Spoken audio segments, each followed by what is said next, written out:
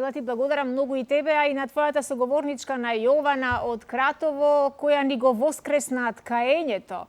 Еден толку многу стар и убав занаед со кој се занимавале нашите баби, нашите прабаби во минатото. Навистина прекрасно е да се види дека и денеска во овој 21 век некој се сетил и сето тоа го изработува, го прави со многу љубов и многу посветеност. А сега следуваат минутите за здравието. Ви најавив на самиот почеток во денешното утринско дружење дека наш денешен гостин ќе биде специјалистот по педијатрија доктор Александар Сајковски од Аџибадем Систина, со кој што ќе проговориме за состојбата оваа зима која што е многу алармантна. Расте бројот на заболени од вирусни заболувања, грип и останати вируси, а најмногу на удар се децата. Доктор Сајковски, добро утро и добре ни дојдовте. Добро утро, ви благодарам на поканата и поздрав до сите ваши гледачи. Благодарам многу.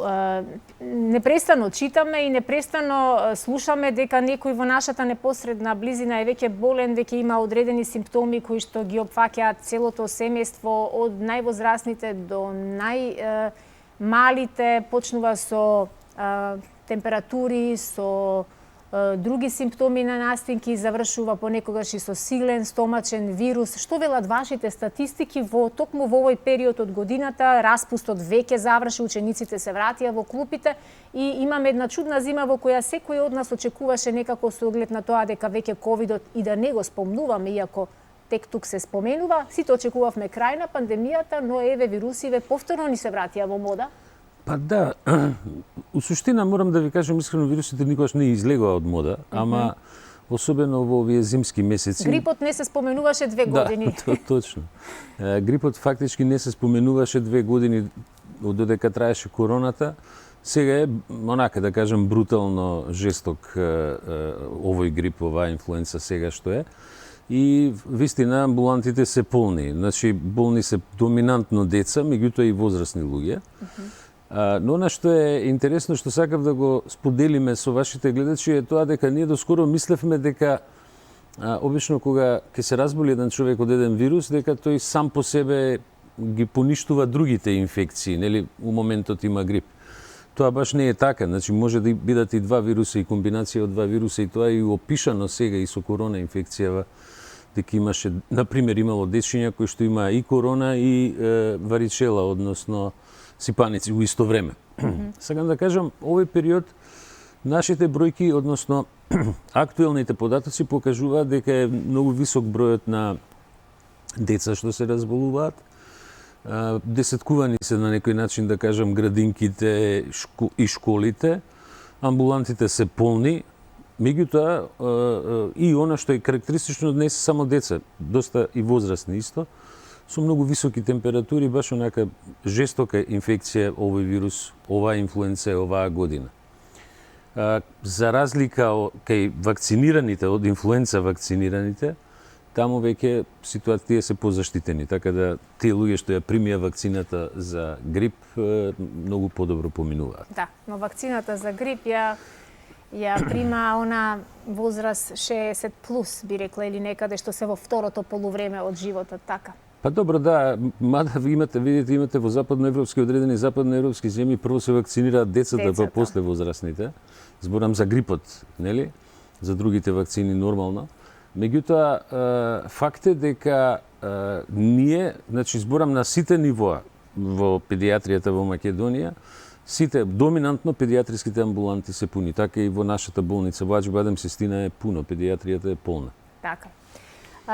Како што рековме, пандемијата ги измести нештата од оска. Јас во изминативе 2 години од почетокот на 2020 наваму речиси да не слушнав некој да зборува за бронхит, за ларингит, за синузит и за уште многу други состојби здравствени. Едноставно првото прашање кога јас ќе кажев на нашата матична докторка дека имаме дома некакви симптоми, некој од нас дома, и првото прашање беше дали направи тест. Дали направивте ковид тест и направете го ковид тестот, па потоа ќе разговараме следно. Луѓето тука кога ќе им го споменеш ковид тестот, секогаш се чувствуваат помалку фрустрирани, немокни, бидејќи не секој во семејството може за цело семејство да направи ковид тестови. Па да, ние морам да бидам искрен, таква беше пандемијата со корона.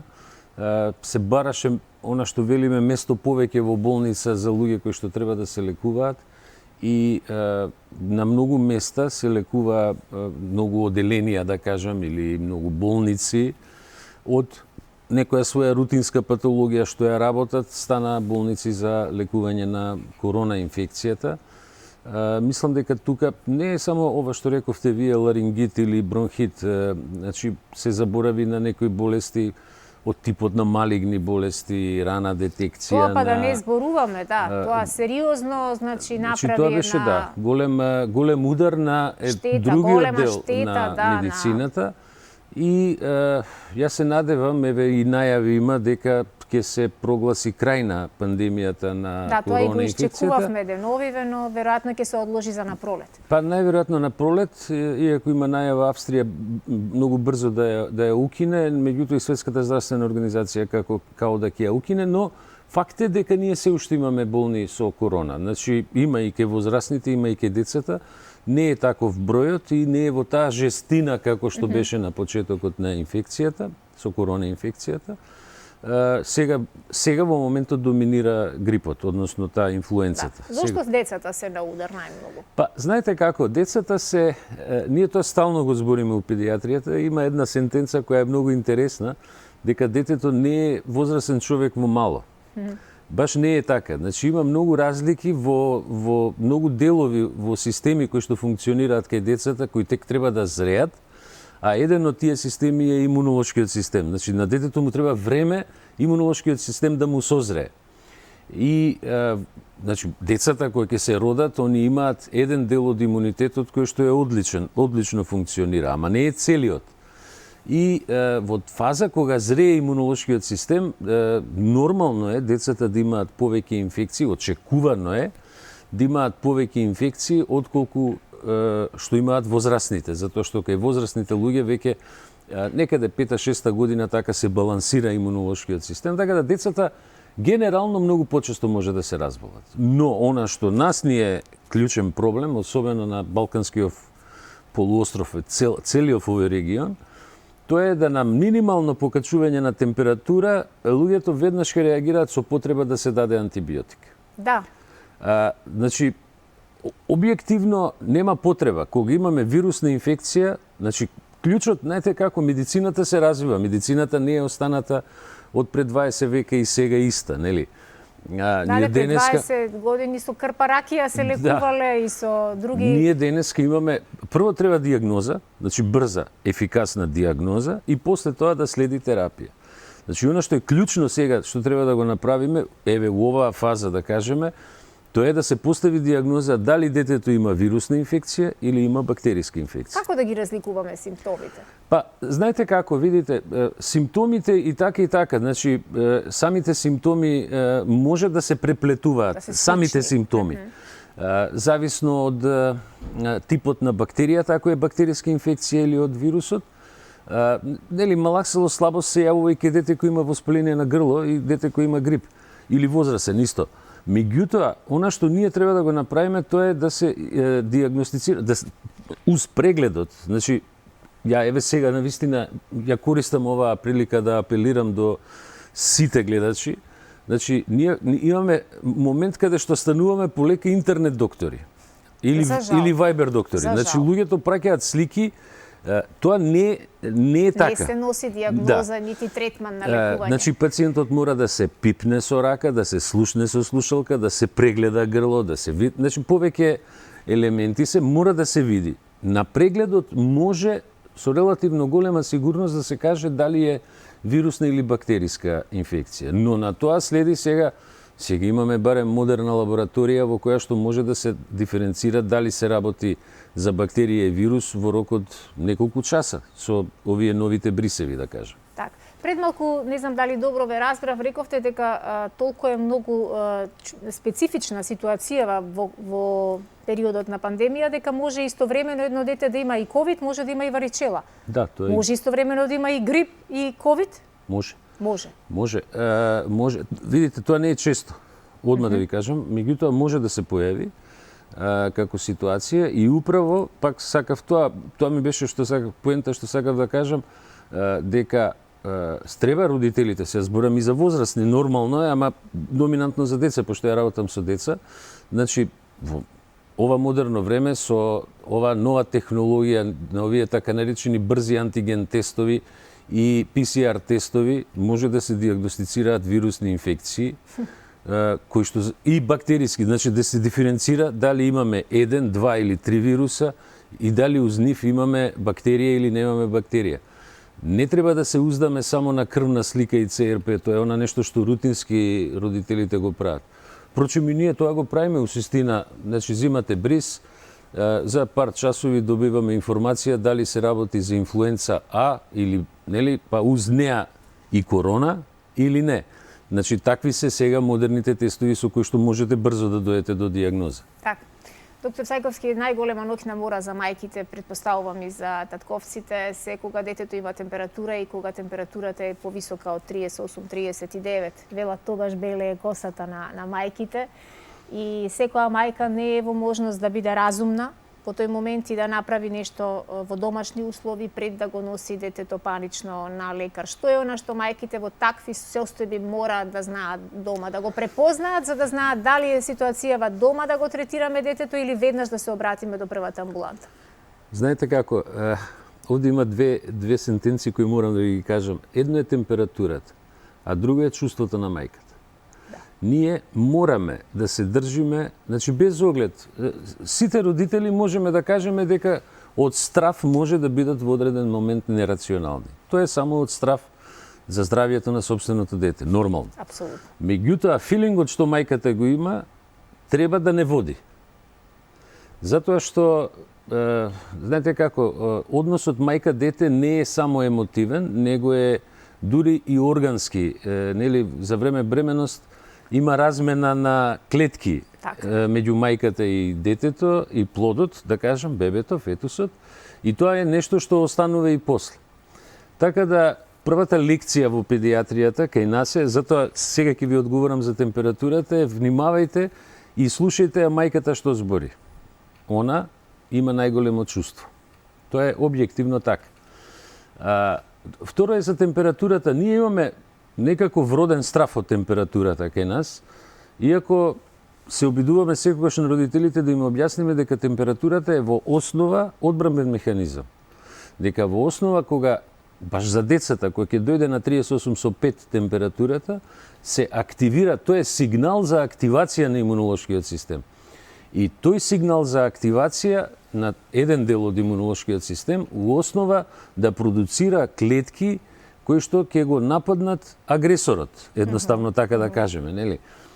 А во колку ја нема температурата, во колку ние не дозволиме да се качи на 38,5, да кажеме, нели, за активација на тој имунолошки систем, во тој случај децата имунолошкиот систем и станува, да кажеме, мрзлив имунолошки систем. Американците тоа го викаат lazy immune system.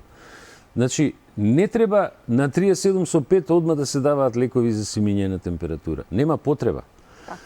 Вистина и како што и на секоја температура, исто така, нема потреба да се даваат антибиотици ако се работи за вирус. Во кој случај е оправдан антибиотикот и нужен исклучиво? Значи, едноставно детето доаѓа на преглед, наедноставно кажано, детето доаѓа на преглед врз база на клиничката слика, земена лабораторија, крвна слика, ЦРП, вака рутински што се прави, бриз, овие брзи тестови брисеви во кои што се детектираат вируси или бактерии, нели, може да се детектираат, резултатот се добива за неколку часа и ние врз база на тоа, ако имаме доказ дека се работи за бактерија, тогаш даваме антибиотик. Но ако е вирус, ако е инфлуенца, џабе е давање на антибиотик. Антибиотикот не делува на вирусните инфекции.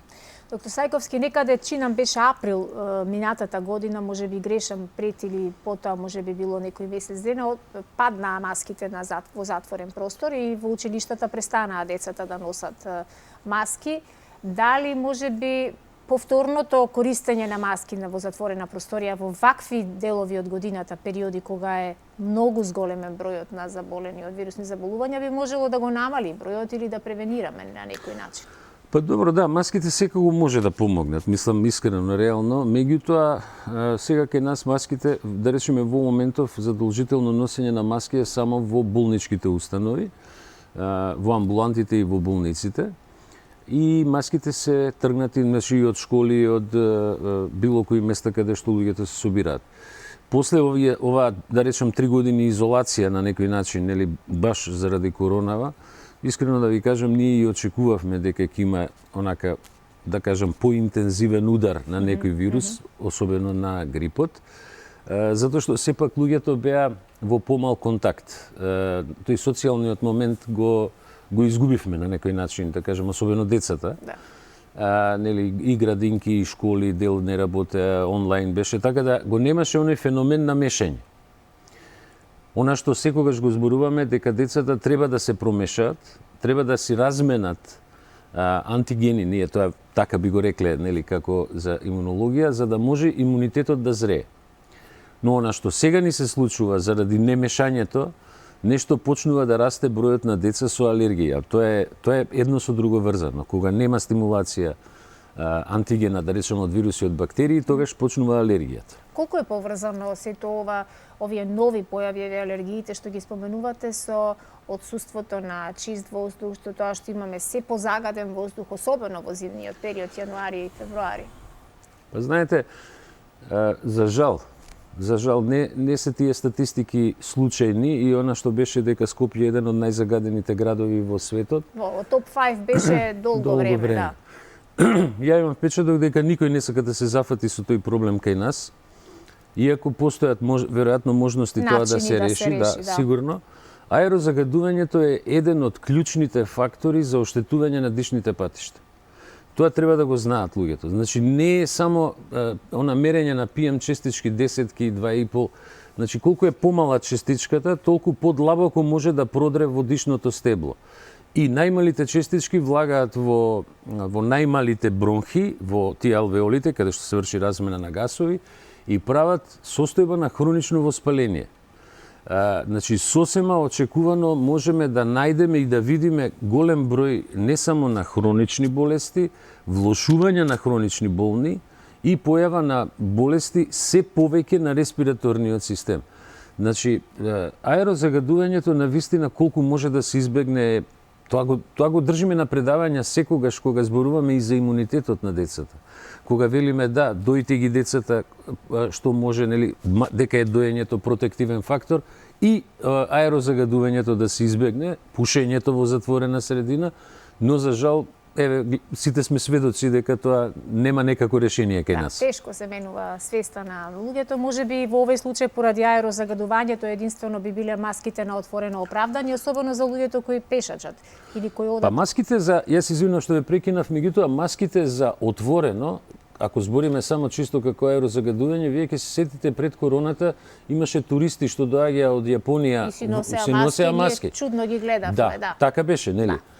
Фактички маските во основа може да не заштитат колку толку од дел од тие, посебно од поголемите честички, зависи од маската нормално.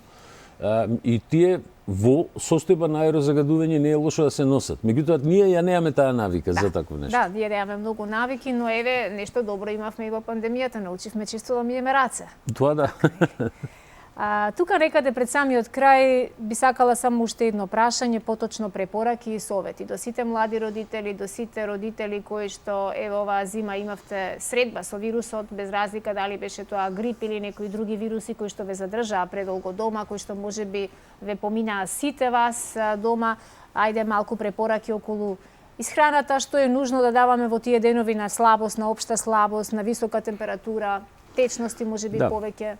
Основа се течности, средства, витамини, нели, тука би сакал да напоменам дека природно внесените витамини, преку овош или зеленчук, секогаш имаат подобар ефект и ресорбција во однос на синтетичките витамини.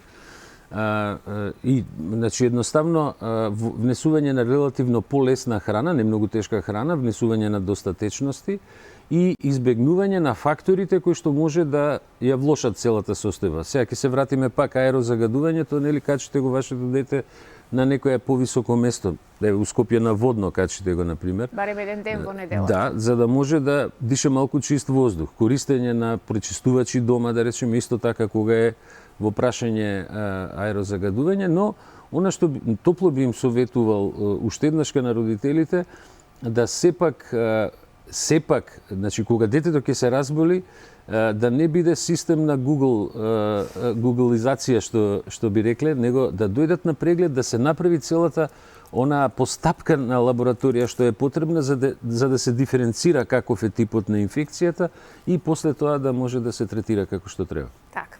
Ви благодарам многу за вашето гостување ова утро, за сите совети, препораки кои што ги дадовме. Ако нешто пропуштивме да кажеме, да го заокружиме или кажавме релативно се? Па мислам дека кажав. Да. И јас мислам дека кажавме доста работи, охрабривме доста од родителите дека не мора секогаш да се дава антибиотик, дека не е препорачливо да се обратиме на Google, туку да го земеме детето и каква и да е состојбата да отидеме кај нашиот матичен лекар. Ви посакувам успех во понатамошната работа, да имаме што помалку пациенти, особено децата, да ни бидат здрави, бидејќи тие се нашата иднина.